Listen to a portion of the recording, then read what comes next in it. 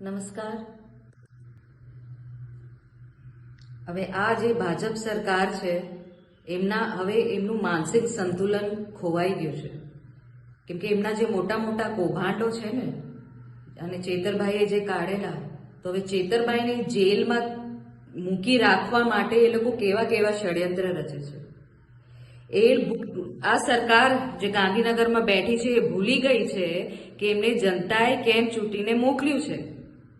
એના જનતાના કામો કરે છે, ફક્ત એમને કૌભાંડો કરતા આવડે છે.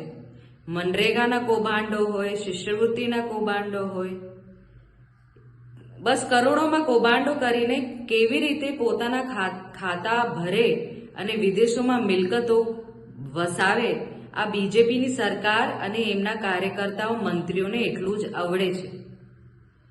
ચેતરભાઈની જામીન ના થાય એવી રીતે કંઈ ના કંઈ ષડયંત્ર વિચારતા રહે છે.